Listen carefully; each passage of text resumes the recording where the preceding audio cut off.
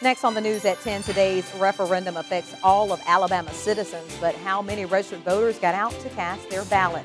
Plus, the Tuscaloosa County Board of Education filled a vacant spot on their staff, who they chose as their new Chief Financial Officer. Richard? Yeah, Tamika, coming up the home team weather. Cold front now southeast of the state, or at least southeast of the Tuscaloosa area. Cooler weather taking over now, plus dry weather. How long is this nice conditions going to stick around? Your forecast is straight ahead. Stick around. And it's not too late to get out and help the family of a 4-year-old killed while crossing the road. The news at 10 begins now. You're watching Alabama's WVUA News at 10.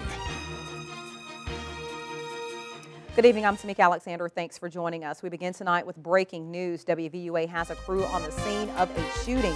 We are still working to get details tonight, but Tuscaloosa Fire and Rescue tell us there was a shooting reported just before 9:30. Now, as you can see, several police and fire vehicles are still on the scene. The alleged shooting happened in the 2600 block of Reese Boulevard in Tuscaloosa. We will continue to gather information and bring you more information when it becomes available.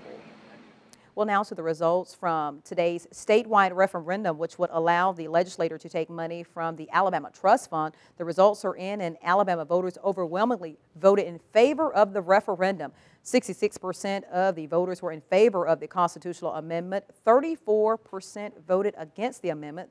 A big part of today's election was the number of voters that turned out to cast their vote. Well, WVUA's Travis Leader joins us now with a look at the numbers. Travis, what can you tell us today?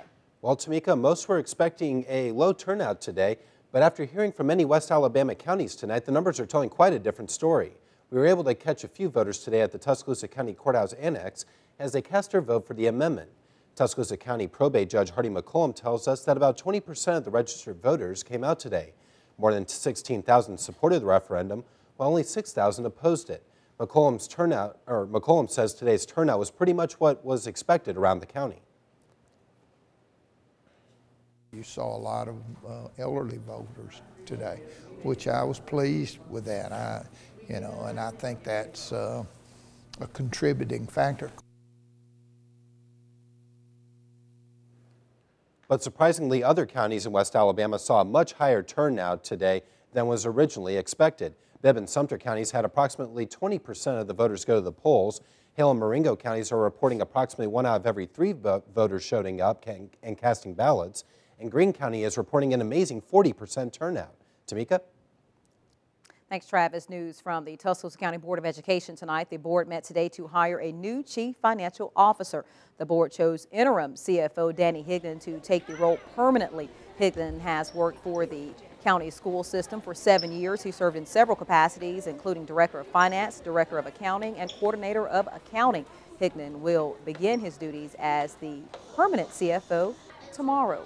Where there's a new twist in the legal battle over Alabama's troubled prepaid college tuition program. The issue will head back to the Alabama Supreme Court on Monday. A Montgomery judge ruled the law passed by lawmakers permitting reduced tuition payment is constitutional.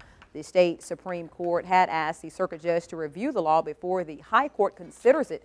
If the Supreme Court agrees with the ruling, then the PAC plan will be able to pay reduced rates rather than full tuition. The state treasurer said the program is paying full tuition for the fall semester since the case is pending. The PAC board hopes for a ruling before the spring semester. Well, according to Chicago officials, the teacher strike has come to an end. Chicago Mayor Rahm Emanuel is calling the tentative agreement that led to the end of the city's teacher strike an honest compromise. Emanuel said that union delegates decided to suspend the 7-day strike after hearing details of the proposed deal, a new day for the city schools. Emanuel had called the walkout a strike of choice and pushed for a quick resolution after parents were forced to find alternatives for about 350,000 students. Well, a report to be released tomorrow gives some insight into the financial health of middle-class Americans. The study from the Consumer Federation of America and financial services provider Primerica found the net worth of the typical middle-class family fell 35% between 2007 and 2010. Now, that's a decline of more than $50,000. The study found these households are not as prepared for their financial futures as those with greater incomes, but they seem to be managing the bills in front of them right now. Our analysis, however, also revealed that few of these middle-class families were in deep financial difficulty. In 2010, only 9% of those who owed money had any debt payment that was at least 60 days overdue, and only 13% had consumer and mortgage debt payments that altogether exceeded 40% of their income. Now, the report defined middle-income households as those with an income between $30,000 and $100,000. Well, honeybees may be coming to Tuscaloosa. An active group of honeybee keepers are asking city council members to repeal the ban on bees. The city saw fit to ban honeybees from residential backyards back in 1993. The USDA estimates that $15 billion of American agriculture is pollinated by bees. The council members had a lesson on the impact of bees and how they affect the economy at the meeting. When you think about the impact on pollination, food crops, and just the aesthetically pleasing landscape, honeybees are responsible for 95% of that pollination. The City Council is expected to discuss the topic at their next meeting. Well, tonight, one Tuscaloosa restaurant is helping to raise money for a child killed while crossing the road.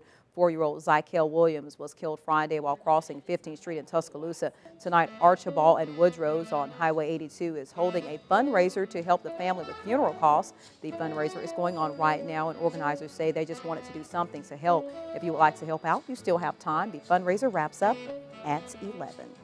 Switching gears now to the weather, let's get a first check on Alabama's home team forecast. Chief Meteorologist Richard Scott joins us now. Nice weather out there tonight, Richard. Rather breezy, but it's overall a nice night. Yeah, to make a big time change is happening. Some of the coolest air we've seen so far this season set to arrive tonight, and already seeing that change. 66 now in Tuscaloosa as well as Linden, but 50s on the board for Columbus, Sulligent, 57 in Haleyville. That'll be the coolest temperature so far this season, as many spots drop in the upper 40s late tonight. No rain to talk about, though. We are now rain-free. No cloud cover, clear skies in place. Cold air advection moving in from the north. And, yeah, it's not quite to the cold level yet, but it is cooler tonight. You'll notice that change, especially by daybreak tomorrow morning. 66 degrees by 9 o'clock as temperatures start to quickly rebound. We're talking lows tonight, by the way, upper 40s to around 50, up to 77 by 4 o'clock. But how about your weekend forecast? We'll look at that. Plus the game day forecast. The weather's coming up. Stick around. Northport City Council is putting a restriction on what types of businesses can make Northport home. Mayor Bobby Herndon says a 6-month moratorium is banning 12 type of businesses from the city and its police jurisdiction. Herndon says the ban covers tattoo and piercing parlors, pawn shops, fireworks stands, tobacco shops, adult book or item stores, hand car washes, and any type of loan or check cashing store. Herndon says businesses like these that already exist will be grandfathered in and are allowed to stay open. According to city officials, the decision comes after numerous complaints about an overabundance from citizens. Officials say there will be a study done regarding this issue during the 6-month moratorium. Our staff will be just evaluating how many businesses do we have already. You know, how does that compare with the ratio of those businesses to other cities? How do they fit in our new zoning classifications? How close or far apart do we want those businesses? We want to make sure that that we are growing the community with the types of businesses that we want. We want diversity. According to the ordinance, the moratorium does not allow for existing businesses to move from their current location. Now, in Tuscaloosa, the Planning and Zoning Commission has voted to oppose a proposed amendment banning certain businesses in the recovery zone. It would ban check cashing operations, pawn shops, payday loan services, tattoo parlors, and other businesses from those areas. Right now, these restricted businesses are allowed to operate within the mixed-use zones within the certain guidelines. The issue now heads to the City Council.